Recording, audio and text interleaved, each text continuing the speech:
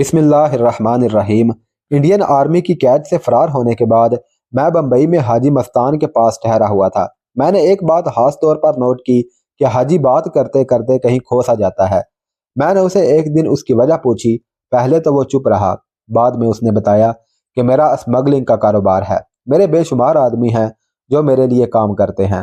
इसके अलावा गैर मुस्लिम स्मगलर भी हैं जो मेरे लिए काम करते हैं, और जो मेरा काम नहीं करना चाहते वो मुझे हर माह हिस्सा देते हैं, क्योंकि यही स्मगलिंग का असूल है। बम्बई और दीगर जहां पर मेरे काम की शाखें हैं, वहां की पुलिस मेरी मुखलस नहीं है। वो चुप सिर्फ इसलिए कि मैं हर महीने नोटों से उनका मुंह भर देता हूँ।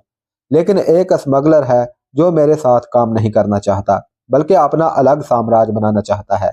मैं उसे मारना भी नहीं चाहता, क्योंकि वो भी मेरी तरह मुसलमानों का मसीहा है। मेरे इस रवैये की वजह से मेरे आदमियों में ये बात फैल रही है कि मैं यूसुफ पटेल से डरता हूँ, इसलिए उस पर हाथ नहीं डाल रहा। लेकिन मेरा मकसद उसे मारना नहीं, क्योंकि उसे मार दिया तो मेरी मुखालफत शुरू हो जाएगी। मैं चाहता हूँ कि किसी तरह वो राह रास्त पर आ जाए, बेशक अपना धंधा कर ले, मगर मेरी मुखालफत भी ना करे। मैंने कहा कि मेरा एक मशवरा है कि तुम दोनों आपस में सुलह कर लो। तो हाजी ने कहा कि अगर ऐसा हो जाए तो मुसलमानों को दो मसीहा एक साथ मिल जाएंगे, जिसकी वजह से मुसलमान और मजबूत हो जाएंगे। उसकी बात सुनकर मैंने कहा कि अब जब बात खुल गई है तो मेरे महकमे ने मुझे यूसुफ पटेल को मिलने का कहा था। आपसे मिलने से पहले मैं उसे तलाश करता रहा, लेकिन जब वो ना मिला तो फिर मैं आपकी तलाश में निकला। खैर, अगर इसका पता चल जाए तो मैं आप दोनों की सुलह की पुरजोर कोशिश कर सकता हूँ। तो हाजी ने कहा कि यूसुफ इस वक्त महबूब स्टूडियो के अकब में रिहायशी मकानों में जनीत फिल्म एक्टर के घर में रहता है, मगर मैंने ये बात अपने साथियों को नहीं बताई, क्योंकि वो उसका कत्ल कर देते। उस तक पहुंचने के लिए आपको अकेले टैक्सी में जाना पड़ेगा। मेरे आदमी दो गाड़ियों में तुम्हारी दूर से हिफाजत करेंगे। मैंने इस काम की हामी भर ली। हमने अगले दिन सुबह 10 बजे का प्रोग्राम सेट किया। मुझे जोहो से निकलने के लिए टैक्सी लेनी थी, और हाजी के 10 आदमियों ने मुझसे फासला रख कर कवर देना था। उसी दोपहर हाजी मस्तान मुझे अपने साथ हाजी अली के मज़ार पर ले गया। हाजी अली का मज़ार मैरीन ड्राइव से निसफ फरलांग के फासले पर समुंदर के अंदर बना हुआ था। सड़क से मज़ार तक पैदल ही जा सकते हैं। यह रास्ता सड़क से मज़ार तक बड़े बड़े पत्थर डालकर सतह समुंदर से 4 फुट बुलंद बनाया गया है। शाम 6 बजे तक यह रास्ता मौजूद रहता है। उसके बाद समुंदर का पानी उस रास्ते को ढांप लेता है, और अगली सुबह फिर यह रास्ता नमूदार हो जाता है। दरगाह के लोग रास्ता समुंदर के पानी में डूबने से पहले जो निकल गए, जो रह गए वो अगली सुबह ही वहां से निकल पाते हैं। बम्बई में क्याम के दौरान मैं अक्सर उस मज़ार पर जाता रहा हूँ। इसे आप लोग जवार भाटा कहें या कुछ और, लेकिन ये हकीकत है कि शाम होते ही वो रास्ता समुंदर की लहरों की नजर हो जाता है। हाजी मस्तान ने बड़ी गिड़गिड़ा कर वहां दुआ मांगी। मैं भी दुखी था, लिहाजा मैंने भी खूब दिल जमी से दुआ मांगी, और दुआ से फारिग होकर वापसी पर हाजी ने वहां के मुजावरों में 10,000 रुपये तकसीम किए। अगले रोज ठीक 1 बजे मैं जोहो वाले बंगले से निकला। गाड़ी को मैंने टैक्सी स्टैंड पर छोड़ा और टैक्सी स्टैंड से टैक्सी ली और उसे दादर महबूब स्टूडियो चलने का कहा। कुछ दूर जाकर मैंने पीछे देखा तो दोनों गाड़ियां हमारे ताक़ुब में आ रही थी। मुझे महबूब स्टूडियो के अकब में जनीत के मकान पर जाना था। मैंने टैक्सी स्टूडियो के सामने रुकवाई। गेट पर फिल्म आर्टिस्टों को देखने और फिल्मों में हीरो हीरोइन बनने के शौकीन लड़के लड़कियों का एक हजूम था। उस हजूम में से एक से मैंने जनीत के मकान का पता पूछा तो उसने बता दिया, बल्कि एक लड़के ने मुझे उसके मकान तक पहुंचाने की पेशकश की, तो मैं उसे लेकर टैक्सी की तरफ आया और साथ बिठा लिया। थोड़ी देर बाद टैक्सी जनीत के मकान के सामने जा रुकी। मैंने ड्राइवर को इस लड़के को स्टूडियो छोड़ने और वापस आकर यहीं इंतजार करने का कहा। टैक्सी घूमी तो मैं सड़क पर ही खड़ा रहा ताकि मुहाफिज मुझे देख लें। एक गाड़ी आगे बढ़ी और मुझसे 200 कदम दूर जाकर रुक गई। गार्ड्स को कतई इल्म नहीं था कि मैं यहाँ किससे मिलने आया हूँ। मैं इस बिल्डिंग में दाखिल हुआ। लड़के के बकौल के जनीत का मकान इस बिल्डिंग के दूसरे फ्लोर पर दाईं जानब तीसरा था।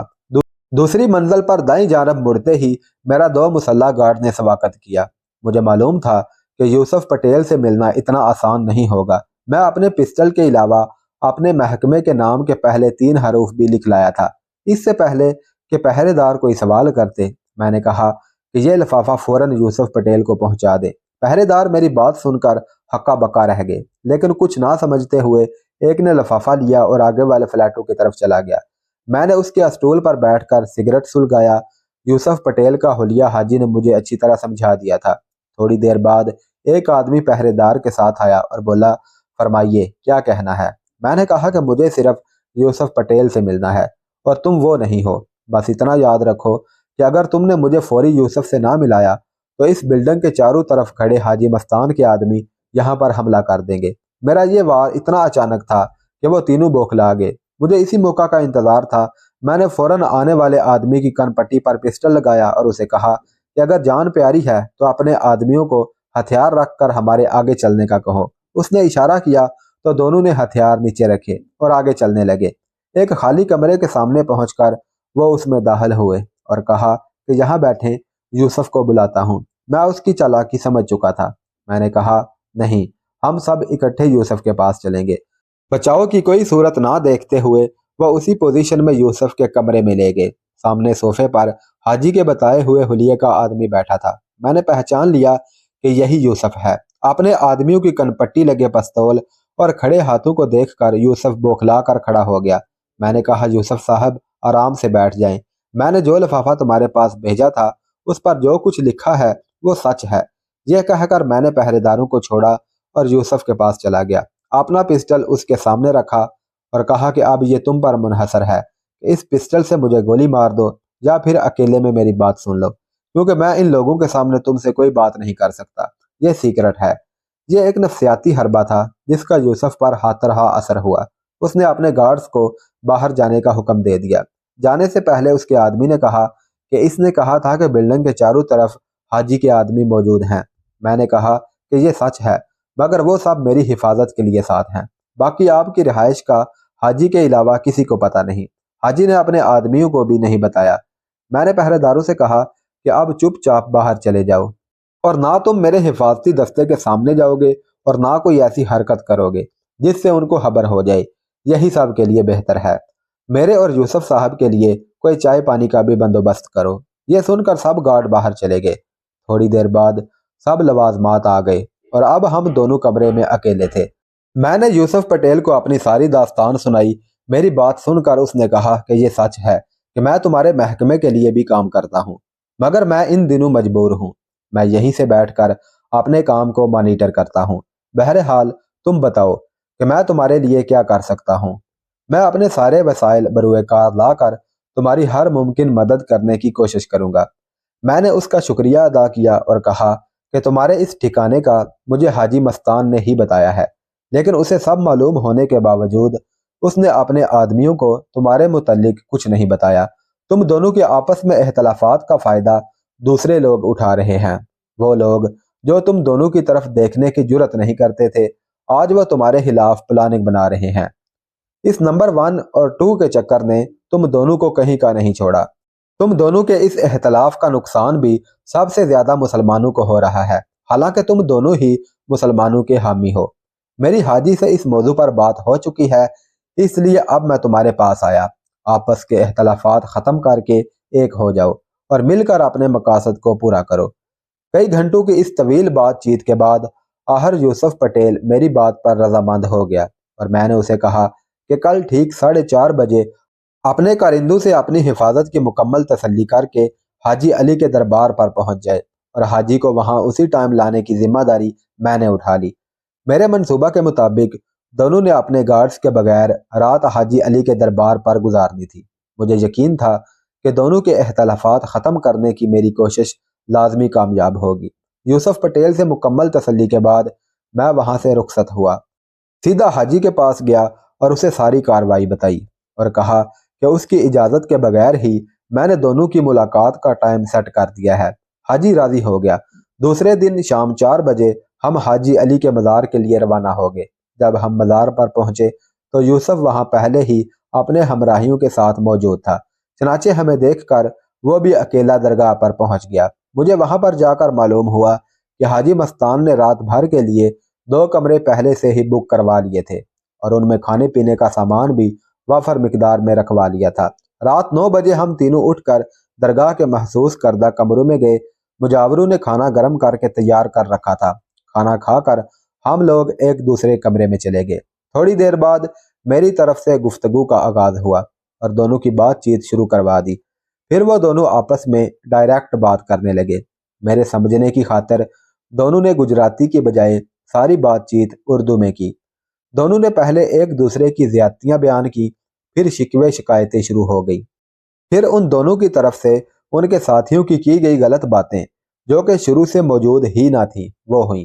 پھر دھندے کی باتیں شروع ہوئیں، پھر مسلمانوں کے لیے کی گئی خدمات کی باتیں ہوتی رہیں۔ میں بیچ میں کبھی کبھی بول دیا کرتا تھا، ورنہ میں نے یہ کوشش کی کہ دونوں کے دلوں میں جو غبار ہے وہ صاف ہو جائے۔ غرض کہ صبح تک دونوں کے درمیان اپنے اپنے دھندوں کے لیے علاقوں کی تقسیم پر رضامندی ہو گئی، اور دوسرا یہ کہ وہ ایک دوسرے کے دھندے میں دخل اندازی نہیں کریں گے۔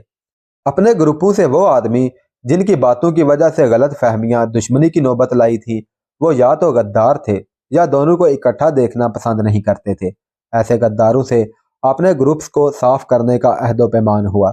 صبح جب ہم درگاہ سے باہر نکلے تو ہماری پوزیشن یہ تھی کہ آنکھیں رات کے جگراتے کی وجہ سے لال ہو چکی تھی، اور سینٹر میں اور ایک طرف یوسف اور دوسری سائیڈ حاجی تھے، اور آپس میں گپ شپ لگاتے ہوئے ساتھیوں تک پہنچے۔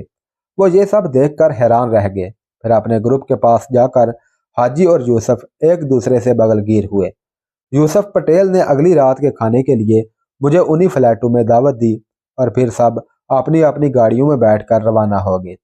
میری اس کوشش سے دونوں کو کیا فائدہ ہوا مجھے نہیں پتا، مسلمانوں کو کیا فائدہ ہوا یہ بھی نہیں پتا۔ ہاں، وہاں رہتے ہوئے مجھے جو فائدہ ہوا وہ یہ تھا، اب میرے محافظ 6 ہو چکے تھے۔ 4 پہلے میرے ساتھ جو حاجی کی طرف سے تھے، اور اب ایک گاڑی اور 2 محافظ یوسف نے میرے لیے بھیج دیے تھے۔ اب میں ہندوؤں کے ان علاقوں میں بھی جا سکتا تھا جہاں ہندوؤں کی اکثریت تھی۔ بمبئی ایک بہت بڑا اور انٹرنیشنل شہر ہے، لیکن ایک سیاح کے دیکھنے کے لیے بہت کم مقامات ہیں۔ بمبئی شہر بذات خود لوہے اور سیمٹ کا جنگل ہے۔ بحیثیت پاکستانی میرے لیے بمبئی کی فلم انڈسٹری اہمیت کی حامل تھی، لہذا یوسف اور حاجی کے تعاون سے میرا دلیپ کمار، نرگس اور سنیل دت سے ملنے کا پروگرام طے ہوا۔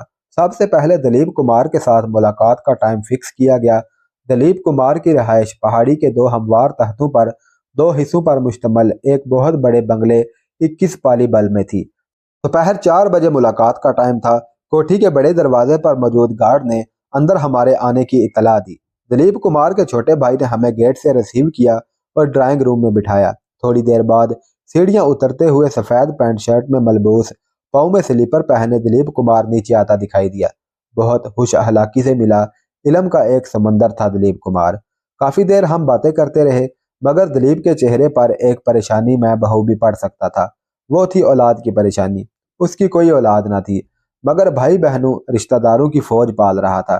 جب رخصت ہوئے تو میں نے کہا کہ میری دعا ہے کہ اللہ آپ کو اولاد کی نعمت سے نواز دے، تو دلیپ نے سرگوشی میں کہا کہ ایسی دعا نہ کرو، کیونکہ اولاد نہ ہونے کا دکھ تو میں برداشت کر سکتا ہوں، مگر اولاد کے قتل ہونے کا دکھ میں برداشت نہیں کر سکوں گا۔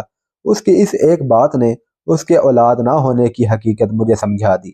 دلیپ سے رخصت ہو کر ہم 22 پالی بل پہنچے۔ یہ کمال امروہی کی رہائش تھی۔ کمال نے محل اور پاکیزہ جیسی فلمیں بنائی تھیں، وہ گھر پر موجود نہ تھا۔ وہاں سے ہم 80 پالی بل، نرگس اور سنیل دت کی رہائش گاہ کی طرف روانہ ہوئے۔ ان سے ملنے کے وقت میں ابھی 1.5 گھنٹہ رہتا تھا۔ دونوں نے بڑی گرمجوشی کے ساتھ میرا استقبال کیا۔ یہ دونوں فنکار شہرت کی بلندیوں پر تھے۔ نرگس نے مدر انڈیا کے بعد فلمی دنیا کو حیرآباد کہہ دیا تھا اور مکمل گھریلو زندگی بسر کر رہی تھی۔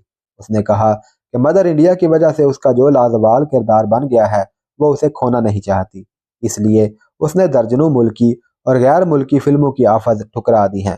پھر وہ ہنستے ہوئے سنیل دت کی طرف اشارہ کر کے کہنے لگی، دت مدر انڈیا میں تو میرا نالائق بیٹا تھا، لیکن اب بہت ہی فرما بردار شوہر ہے۔ انہیں صرف یہ معلوم تھا کہ میں برٹش ہوں اور مستان کا دوست ہوں۔ رات کا کھانا پروگرام میں شامل نہیں تھا، لیکن انہوں نے مجھے زبردستی اپنے ساتھ شریک کیا۔ کوٹھی کے شروع میں ہی دت کے فلمی دفاتر اور کمرے تھے۔ میرے گارڈز کو ان کمروں میں پر لطف کھانا دیا گیا۔ نرگس مسلم تھی مگر دت نان مسلم۔ جب نرگس فوت ہوئی تو پتہ چلا تھا کہ اسے اسلامی طریقے سے دفنایا گیا تھا۔ چند روز بعد میرا الفینٹا جزیرے پر جانے کا پروگرام تھا۔ یہ جزیرہ بمبئی سے تقریباً 10 میل کے فاصلے پر کھلے سمندر میں تھا۔ वहां पर लांचों के जरिए जाया जाता था, जो गेट वे ऑफ इंडिया से चलती थी। साहिल समंदर पर बनी ये अंग्रेजों के दौर की यादगार बरसगीर पर उनके बदौर शमशीर हुकूमत करने की दास्तान बयान करती है।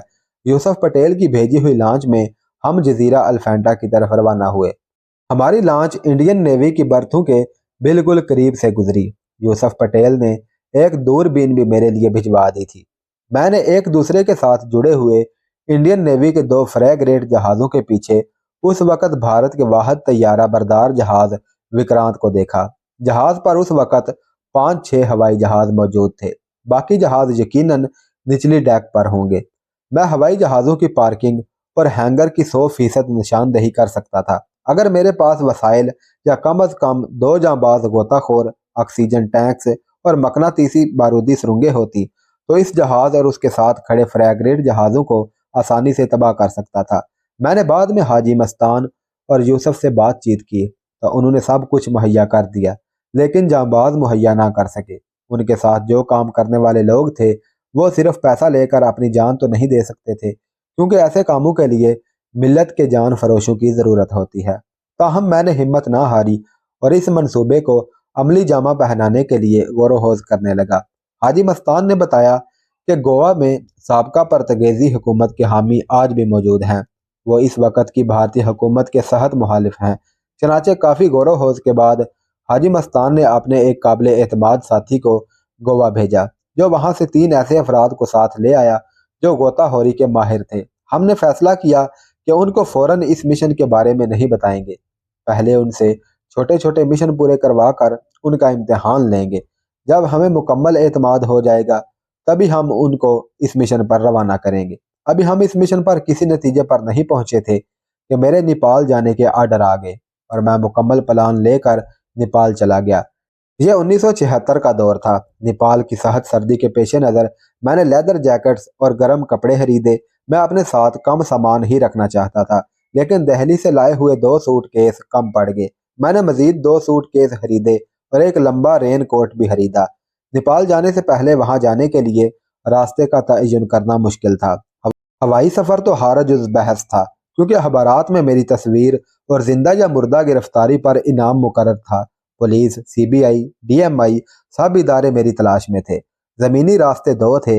एक पटना से भारत बॉर्डर से नेपाल तक, उस रास्ते का सफ़र कम था और एक दरिया क्रॉस करना पड़ता था। उस रास्ते पर चूंकि चेकिंग ज़्यादा होती थी, इसलिए उस पर जाने का प्रोग्राम कैंसिल किया। दूसरा रास्ता ट्रेन का था। अगरचे उसमें मुझे सफ़र ज़्यादा करना पड़ता था, लेकिन किसी लिहाज से महफूज था। चनाचे मैंने उस रास्ते नेपाल जाने का प्रोग्राम बनाया और भारत के नक्शे मंगवा लिए। ट्रेनों के टाइम टेबल, स्टेशन और दीगर सब कुछ मार्क करके पास रख लिया। सफ़र की तमाम तफसीलात तय करने के बाद रवानगी का फैसला हुआ।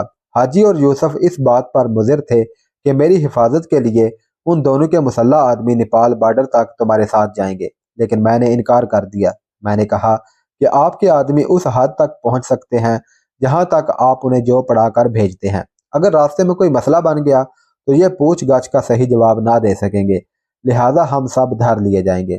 फिर हाजी और यूसुफ ने कहा कि तुम्हारे लिए रेल का AC वाला पूरा डब्बा रिजर्व करवा लेते हैं। मैंने कहा कि रास्ते में चेकिंग होती है और ऐसे अफराद पर खास नज़र रखी जाती है जो ट्रेन में ऐसे सफ़र करते हैं, लिहाजा मेरा रश में सफ़र करना फ़ायदा मंद है, क्योंकि स्मगलिंग और जासूसी में बहुत फ़र्क है। हमें हर नुक्ते पर नज़र रखनी पड़ती है। मेरे बहुत समझाने के बावजूद आखिर ये फैसला हुआ कि बम्बई से बनारस तक का सफ़र मैं अपर क्लास में करूँगा। 18 जनवरी 1975 को बम्बई से रामेश नाम के साथ मेरे लिए अपर क्लास का एक डब्बा रिजर्व करवा लिया गया। हाजी और यूसुफ ने कहा कि जितने पैसे चाहिए साथ ले जाओ, लेकिन मैंने इनकार कर दिया और कहा कि दिल्ली से लाए हुए पैसे अभी मेरे पास काफ़ी हैं और नेपाल में पाकिस्तानी एम्बेसी ने मेरी देखभाल करनी है। मैंने उन दोनों को मुझे अलविदा कहने के लिए स्टेशन पर आने से भी रोक लिया, क्योंकि दोनों इतने मशहूर थे कि तमाम इदारों की नज़र उन पर थी। मैंने उन्हें कहा कि मुझे जहू से आप लोग अलविदा कहेंगे और आपके मुहाफिज रेलवे स्टेशन पर छुप कर ट्रेन की रवानगी तक मुझे कवर देंगे।